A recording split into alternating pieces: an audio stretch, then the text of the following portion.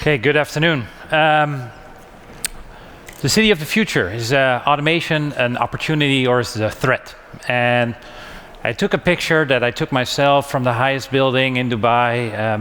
A lovely sight to see it at night, but at the same time it indicates a lot of cars going a lot of places still at night, and Dubai is famous for the automation it has brought. Their metro system is actually carrying a huge amount of people automatically, but still they drive a lot of cars as well.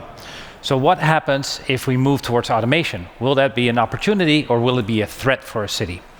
So whenever you look at the literature and you look at the, let's say, hype, it is a hype in the past years, we've seen that automated cars will make cities more livable.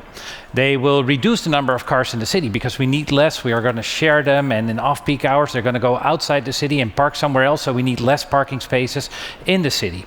And at the same time they're going to improve the safety and the overall, the lower the casualties. So it's like what we always dreamed of, what we always wanted. Is that true though? With that vision, and don't hold it against me if I put a company in the wrong place, because these move almost on a daily basis, but you see that there's all kinds of companies wanting to move towards the same space, provide autonomous transit towards city centers, provide mobility for people to get around freely and easily. They're coming from either the established car manufacturers that have roadworthy vehicles that are trying to introduce automation, or they're coming from transit systems where they have safety certified systems, but they're trying to do away with the rail they used to use and be more free and more flexible to come into cities.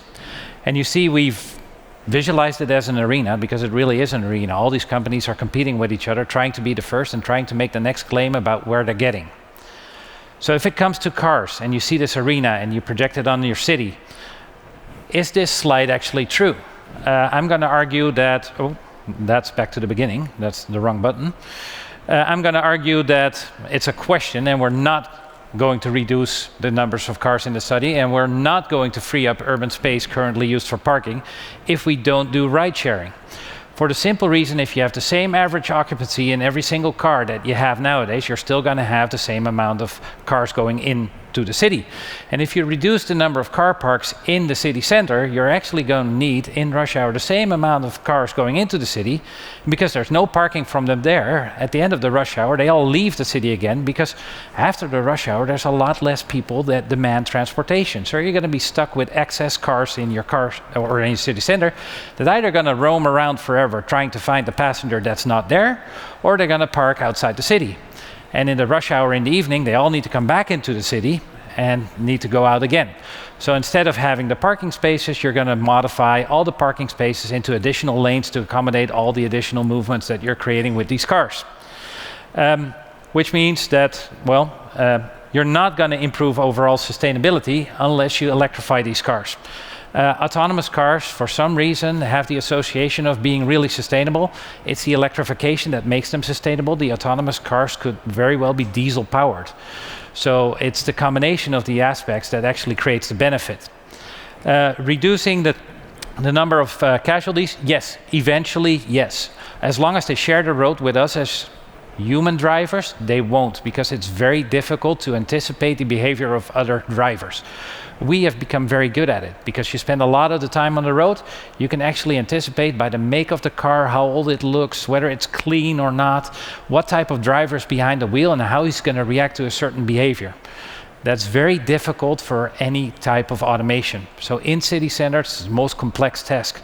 And if you're on the road on a daily basis, I can guarantee you see new things every day, and every time people surprise you with the stupidity they can do while on the road. So eventually, autonomous cars can provide benefits, but you do need to configure it correctly. And obviously, there's a logic there. So what you see here, there's different advantages that we just spoke through, and when it really comes down to it, Shared autonomous vehicles is where cities should be focusing at, because then you realize all the benefits that you have. You can still create the mobility in your city, you can still get the capacities that you need. You're just going to realize it with a lot less vehicles moving into your city center. And anytime you have less vehicles, you get a safer situation, but also the people living on the streets actually have less cars, less traffic in front of their house. And then you're going to be able to reduce the number of parking spots, and you're able to create trees and parks and playgrounds and all these kind of things that make it really fun to live on that street instead of the cars passing by. And what you actually see is that cities are moving that way. So there's a lot of cities thinking about sustainable transit, about autonomous transit, and how to introduce these. And it can be as simple as, well, we've tried to visualize it. There's a lot of people from A, they're going to B or C or D or whatever, and they need a vehicle. And what you see now is a trend where both the supply side and the demand side, so the providers as well as the cities, are thinking about a vehicle. They're thinking about technology push versus what's the actual transportation need and how do we need to approach it. Around the world, we see a lot of demonstrations. There's claims about the first autonomous shuttle somewhere almost every day. It operates for a couple of months or even a couple of years, carries a certain amount of numbers, and afterwards quietly disappears. It's about people focusing on a single vehicle instead of a system. It's not the vehicle, it's a system. We talked about mass and all these other elements that come into this the whole morning. We need to integrate this, because if we don't integrate it, we're making the same mistake as we made years ago when we first designed the car and decided that the car should be able to go everywhere in the city. So when you look at the bigger picture, it's not just about the vehicle, it's also about the passengers in the vehicle. It's about how do you operate. So in a peak hour, you want to drive on schedule like regular public transit does, because you are using every single capacity that's inside your vehicle. In off-peak hours, you want to operate on demand because you don't want to wait too long, and the next passenger coming might be a long ways away. So you want to operate on demand also because if there's no demand, you don't want to operate, so you're not wasting energy. So there's a lot of elements that come into configuring the system correctly. But this is not the only step that you need. There's an additional step. It's about interaction with your environment and impacting other road users that you're actually encountering while driving from A to B, C, D, whatever.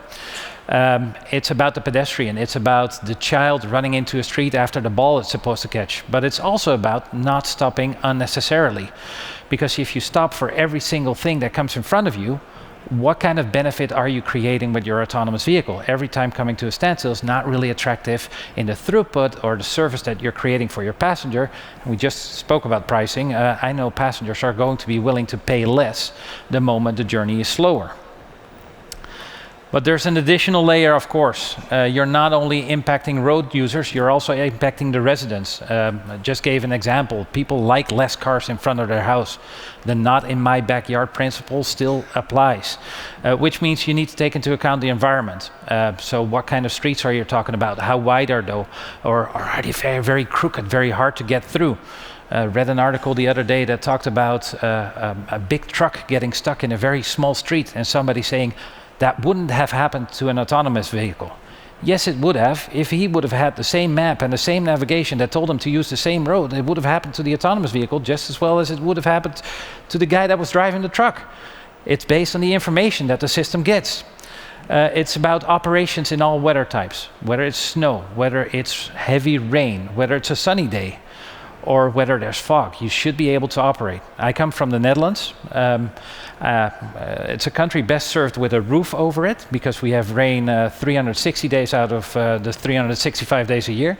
And one thing we know is you want to get into public transit the moment it rains. If it doesn't rain, I'll use my bike.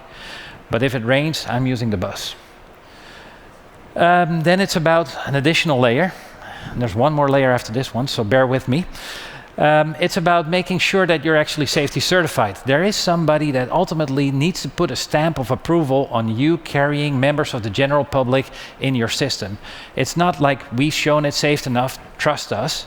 No, there's somebody that needs to be able to assess that everything that you're doing, everything that you've done in your engineering can be validated. And this is something from rail practice that is as old as centuries ago, and when it comes to automotive, we're just discovering it. And there's a lot of car manufacturers out there that say, oh, if we just make enough miles, We've seen every situation that we can see on the roads. Surprisingly, if we gather experiences here in the room, everybody of us is going to say, I see something surprising at least once a day, or, well, let's say once a week. I see I'm almost running out of time, which is good because I'm at the second to last slide. The last layer that's on top of it is ultimately your business case. So when you've gone through all of this, and you see it's kind of a tunnel vision towards the vehicles, but you need to go through the first bits of the tunnel first before you get to the vehicle, is you need to make sure there's a solid business case. Because if we start introducing automation, but ultimately it doesn't pay for itself, it doesn't make sense at all. So the argument I'm trying to make here is we need to get rid of the tunnel vision towards the vehicles, and we need to look at the complete picture as a system towards the cities to integrate these systems in a viable way in our society. And to make it a little bit concrete for you, after all these pictures, I would like to end with a short movie that shows you the type of vehicles and the type of systems I'm talking about. And these were shot from different applications around the world. We've been in the situation that we've been doing this since 1997, first autonomous vehicle at Schiphol Airport. Been carrying over 14 million passengers to date. This is our new generation vehicle that's going to be operating at Brussels Airport starting in 2021. And this is actually the second generation that was in operation in the Netherlands from 2006 onwards. And this was a service that started every morning at 6 o'clock and every night at 9 o'clock. Masdar City, perhaps known sustainable city in the Middle East. The reason why they wanted electric transportation is because they have very narrow streets, because those are the old designs that they have in the Middle East to make sure that the hot weather stays out of the city. That concludes my talk. Thank you very much.